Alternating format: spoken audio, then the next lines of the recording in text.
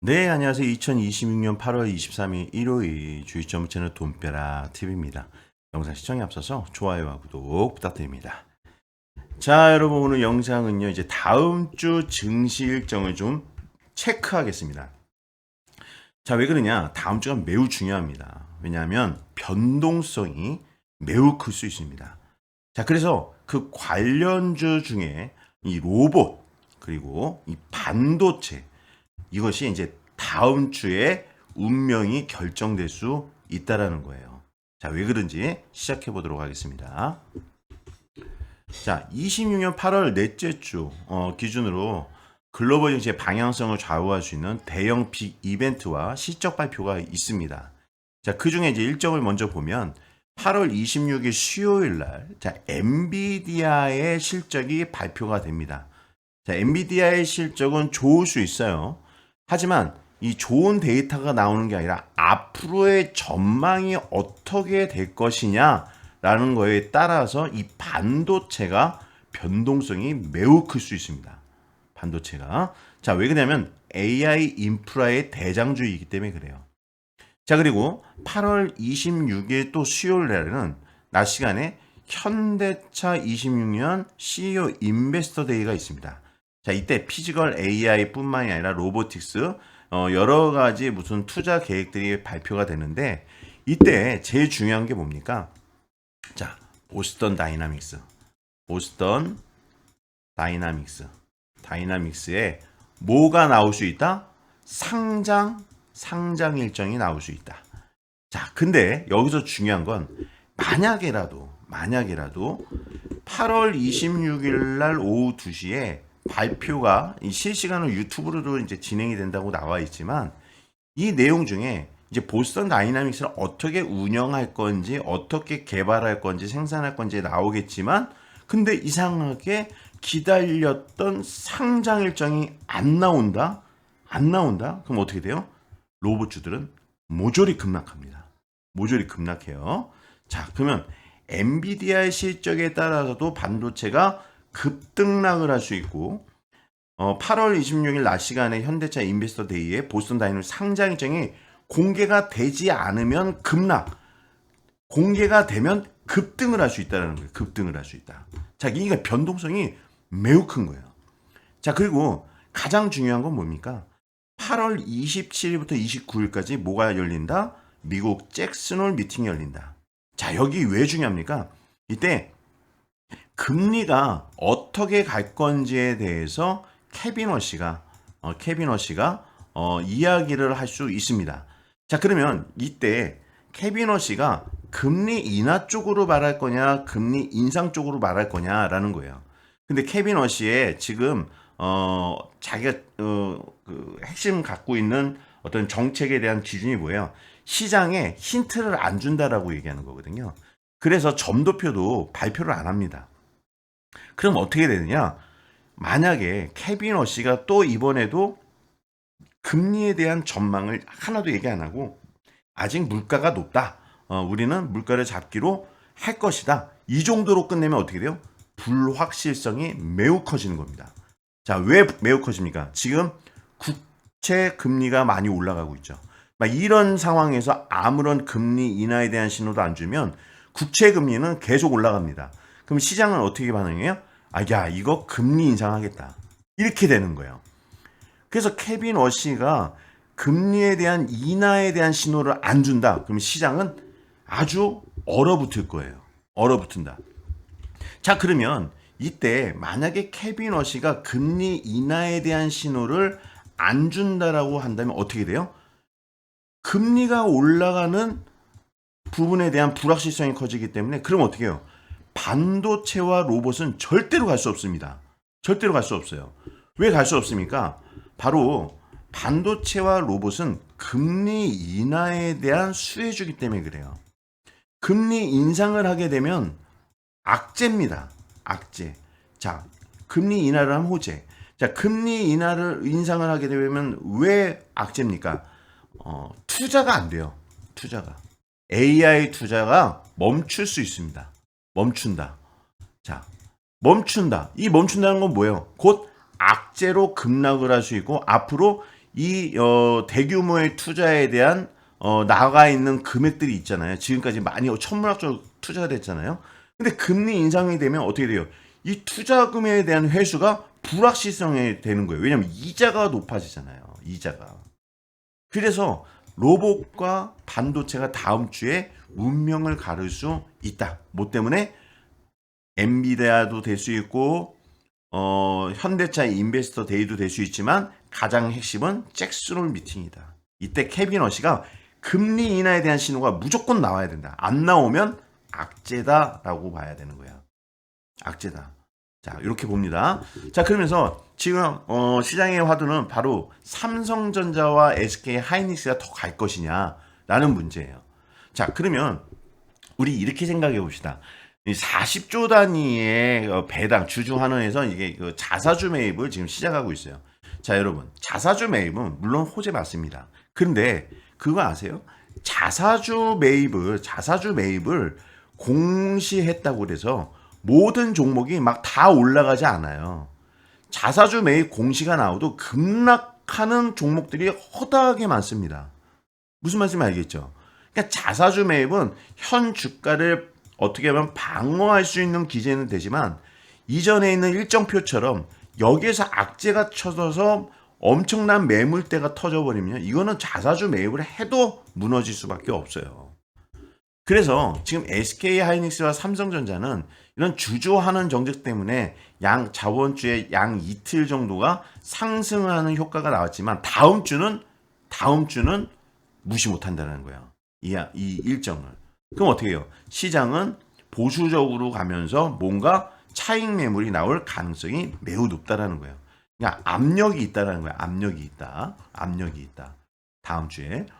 그러면서 그 중에서 삼성전자가 더 SK 하이닉스보다 상황이 나쁘죠.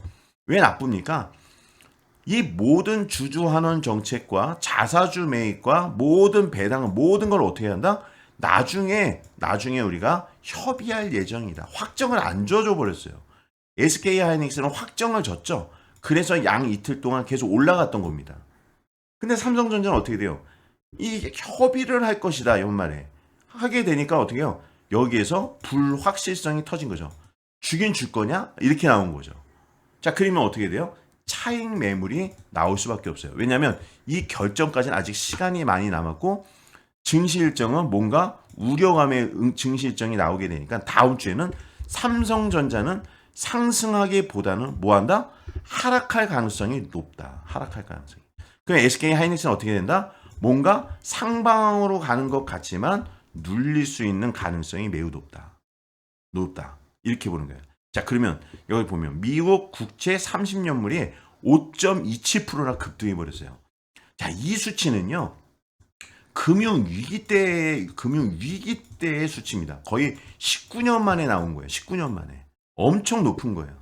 자, 그러면 국채 그 금리가 왜 오르냐? 자, 미국이 저번에도 이제 영상으로 설명을 드렸지만 미국이 빚이 많습니다. 그러니까 빚을 커버하려면 국채를 찍어내는 거예요. 지금 엄청나게 찍어내요. 그걸로 커버를 해야 되니까 국채를. 자, 그런데 국채가 그러니까 찍어내니까 많아질 거 아니에요. 그런데 빅테크 기업들도 AI 투자를 한다고 사채 반응이면 뭐 여러 가지 이 채권들을 어마무시하게 발행하고 있습니다. 왜냐면 투자를 해야 되니까. 그래서 사채며 국채며 뭐 이게 유상증자며 여러 개 엄청 찍어내는 거예요.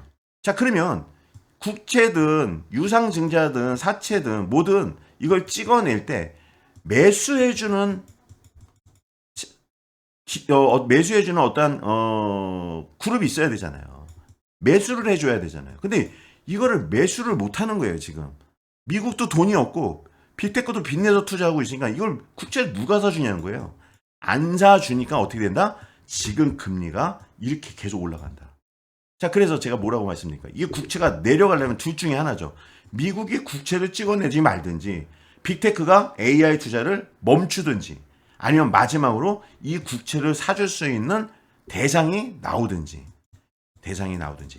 그래서 이 대상을 지금 트럼프와 베센트가 어떻게 머리를 굴렸냐.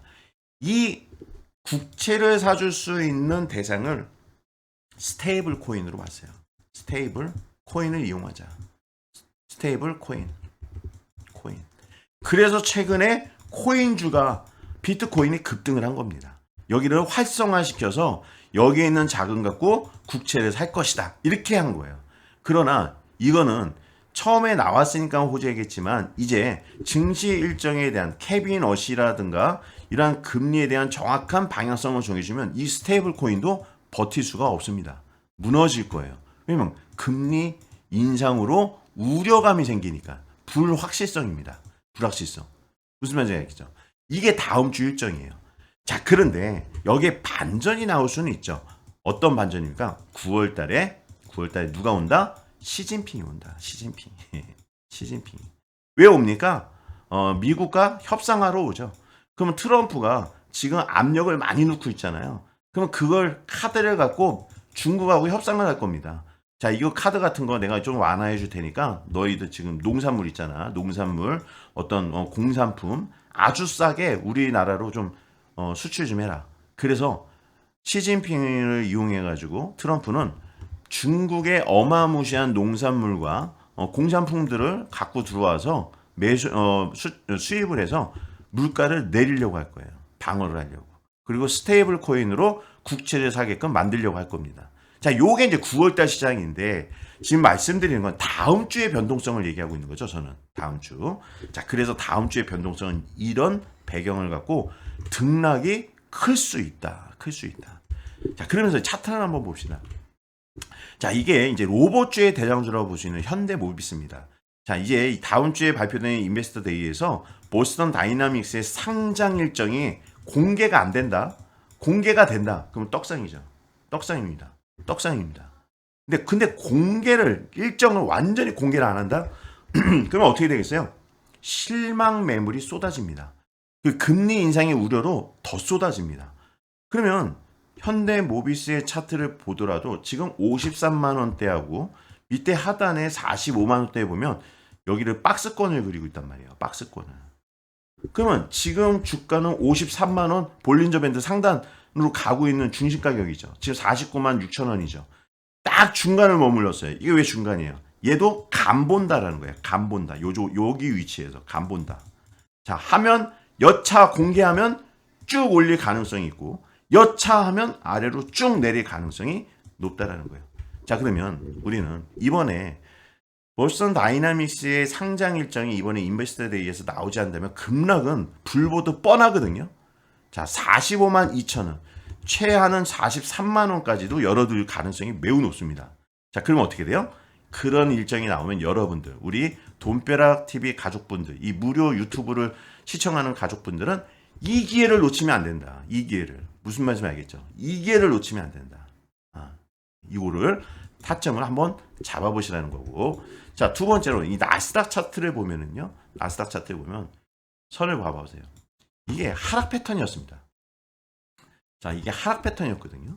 이게 원래 이게 이렇게 내려갔어야 되는 하락 패턴이었어요. 이렇게. 그러다가 반등해서 올린 거거든요. 그럼 이 굴곡을 한번 보세요. 이 굴곡을.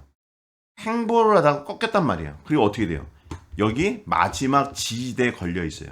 자, 그러면 여기를 보면 도지캔이 나왔단 말이에요. 도지캔이 뭐예요? 방향성의 결정이죠. 위냐, 아래냐. 얘도 지금 다음 주에 도지캔으로 방향성을 정하겠다는 소리예요. 자, 그러면 여기에 지지 라인이 무너지면 어떻게 해요? 급락이 나올 수 있는 거예요. 급락이. 다시. 어디? 여기. 이 아래까지. 이 아래 지지까지 급락이 나올 수 있는 거예요. 그래서 도지캔이 나왔다. 그러니까 다음 주에는 뭔가 확실하게 상승을 하려면 뭐가 나와야 된다? 케빈 어시. 특히 잭슨홀 미팅이다. 잭슨홀 미팅까지 나스닥 차트는 어떻게 된다? 여기에서 안 움직입니다. 이렇게 횡보 조정도 할 거예요. 기다릴 겁니다. 그러다가 케빈 어시의 발언을 듣고 위로 쏠 거냐 아래로 쏠 거냐가 나올 거예요. 아래로 쏠 거냐. 그러니까 다음 주는요. 이 보수적인 관점이 필요하다는 겁니다. 보수적인 관점. 무슨 말인지 알겠죠? 자, 그러면서 MACD도 그렇고 RSI 지표도 봐도 굳이 이렇게 좋은 방향으로 흘러가진 않아요. 과열권에서 내려가고 있잖아요. 그죠? 내려가고 꺾여 있단 말이에요. 꺾여 있다. 그러니까 시장은 지금 부정적으로 보고 있다는 거예요. 부정적으로 보고 있다. 부정적. 자, 무슨 말인지 알겠죠?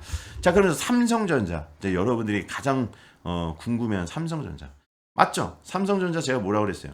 여기서 헤드앤숄더의 마지막 어깨가 만들어질 수 있으니까 여기에서 반등을 하면 무조건 매수하자. 여기서 신호 보내드렸어요. 반등을 할 건데 여기 어깨 만들 건데 여기 매도해야 된다라고 분명히 말씀드렸죠. 분명히 말씀드렸죠. 저는 돈벼락TV는요. 이제까지 이미 급락한 걸 급등한 걸 갖고 차트를 그려드리지 않아요. 먼저 그려드리잖아요. 이거 계속 뭐라고 그랬어요. 이거 거의 헤드앤숄더 마지막 하락형이다. 이거 설거지 당할 수 있다. 그러니까 여기에서 제가 영상을 보내드렸거든요. 이거 반등해서 올라면 무조건 여기서 매도하셔라. 그랬더니 어떻게 됐어요? 그냥 다이렉트로 다이 하셔. 다이. 저는 여기에서 얘기를 드렸는데 여기까지 다이를 해버렸어요. 그러면 여기에서 영상을 들었는데도 믿지 못하고 그냥 홀딩했던 사람들은 어떻게 해요? 아이고 돈벼락TV 전문가님 말씀 들을 걸 엄청 후회하겠죠. 꼭 그런 분들의 특징은 뭐예요? 여기까지 급락하고 나서 손절할까요? 이러고 있어요. 그럼 여기서 제가 어떤 뷰를 드릴 수 있습니까? 이미 여기서 뷰를 다 드렸는데 그잖아요. 이미 저는 삼성전자에 아주 이게 종가 마감까지 가격을 정확하게 맞췄어요. 영상이 다 증거가 있잖아요. 근데 여기 내려가고 나서 여기서 어떻게 할까요? 또 얘기를 하잖아요. 그래서 저희 여기서도 얘기를 했어요. 다시 반등은 줄 겁니다. 이때 정리를 하는 쪽으로 비중을 줄여 나가세요라고 분명히 했는데 또 반등을 했어요. 그죠? 그럼 이제 어떻게 되냐? 자, 이 차트를 보세요. 이 차트를 보세요. 이거 뭐예요? 싼 고점이잖아요. 이거 방향성입니다. 싼 고점에서 여기 저항대를 돌파해서 올리려면요. 엄청난 호재가 나와야 돼요. 어떤 호재가 나와야 돼요? 금리 인하. 금리 인하가 다음 주에 나와야 돼요. 그럼 이거 돌파됩니다. 돌파돼요. 금리 인하 돌파됩니다. 지금 이 자사주라든가 뭐 주주하는 정책 갖고 이거 절대로 돌파 못합니다. 그 뉴스는 돌파 절대 못해요. 이대로 잭슨홀까지 미팅을 나간다면 이전까지 삼성전자는 이 싼 고점을 만들었기 때문에 이 돌파보다는 차익 매물로 여기까지 떨어뜨려 놓고 25만원, 26만원대까지 떨어뜨려 놓고 여기서 잭슨홀을 볼 거예요. 얘가 잭슨홀을 볼 거다. 그럼 여기에서 제가 볼 때는 여기 지점에서 잭슨홀 미팅을 25만원, 26만원 정도에서 보고 나서 어떻게 된다? 만약에 금리 인하가 아니라 금리 인상 쪽인 어떤 발언이 혹시라도 나온다. 그럼 어떻게 돼요? 잭슨홀이 나오고 나서 얘는 싼 고점 찍었잖아요. 그럼 내려가는 거거든요. 얘 내려가는 거예요. 그럼 여기서 추가 하락이 나올 수 있다. 이걸 조심하시라는 거예요. 이거를. 그러니까 지금 여기에서는 매수하는 관점이 아니라는 거예요. 여긴 매수 관점이 아니라 보수적인 관점이다. 아니면 완전히 쓸어 폭락이 한번 나올 수 있는 거거든요. 그 잭슨홀입니다. 잭슨홀 미팅. 이게 변동성의 기준점이 됩니다. 삼성전자. 자, 그리고 SK 하이닉스도 마찬가지죠. 양 이틀 양봉은 뭐예요? 주주 환원 적재 40조의 자사주 매입으로 버텼어요. 폭락장을 버텼단 말입니다. 자, 그럼 다음 주는 어떻게 될까요? 다음 주는 제가 볼 때는 이거 돌파 못합니다. 얘도 여기 볼린저 밴드 상단 바로 위에 저항대가 61선이 있는데 얘가 지금 많이 올려봐야 180만원대 180만원대까지 올리고 조정받을 가능성이 높아요. 어떤 조정? 잭슨홀 때문에. 잭슨홀의 부정적인 시각 때문에 지금. 근데 케빈 어시가 사실상 트럼프가 세운 인물 아니에요. 케빈 어시도 자기의 그 사비를 털어서 비상장 기업에 많이 투자했어요. 그러니까 케빈 어시의 입장에서도 금리를 인하해야 수혜란 말입니다. 그럼 어떻게든 기회를 주고 있는 거거든요. 점도표 없애고 트럼프한테. 근데 전쟁을 못 끝내고 있잖아요. 트럼프가. 유가가 다시 급등하고 있잖아요. 국채금리도 올라가고 있잖아요. 그러면서 경제적인 압박을 또 가한다고 그러잖아요. 그러니까 글로벌적으로 흐름은 지금 금리를 인하할 수 없는 방향으로 사실은 흘러가고 있어요. 흘러가고 있다. 하지만 금리 인상은 제가 볼 때는 못한다는 건 알고 있죠. 하지만 문제는 뭡니까? 다음 주에는 이건 돈벼락TV가 연구한 분석에 의해서 금리 인상은 못하지만 이 시장은 또 이런 쪽으로 반영하기보다는 당장 하루하루의 관점에서 반영하거든요. 다음 주에 만약 이런 불확실성이 크면 시장은 금리 인상 쪽에 뉴스가 쏟아져 나올 거란 말이에요. 자, 그럼 얘는 뭐예요? 얘도 싼 고점이다. 지금 싼 고점 만들어놨다. 그냥 보수적으로 가야 되는 거예요. 얘도. 자, 잭슨홀 미팅입니다. 자, 여러분, 그래서 다음 주는 보수 좀 보시고요. 자, 이제 이런 영상이 도움이 되셨다면 구독을 지금 눌러주셨는지 한번 확인 한번 해주세요. 구독 눌러주시고, 자, 이런 정보를 우리 그 무료 텔레그램방을 새롭게 개설했는데요. 여기 영상 하단에 여기다 주소를 올려드릴 테니까요. 클릭하셔서 들어오면 무료 텔레그램방으로 들어오실 수 있습니다. 제가 여기서 가장 빠르게 뉴스를 속보를 전달해 드리니까요. 이런 영상 이렇게 같이 해보실 분들은 클릭해서 들어오시면 됩니다. 자, 다음 주 잘 여러분들이 보수적으로 한번 투자에 참고를 하시고, 이건 참고용입니다. 그래서 여러분들 투자의 모든 결정은 본인에게 있으니까요. 잘 결정하셔가지고 좋은 수익을 내셨으면 좋겠습니다. 감사합니다.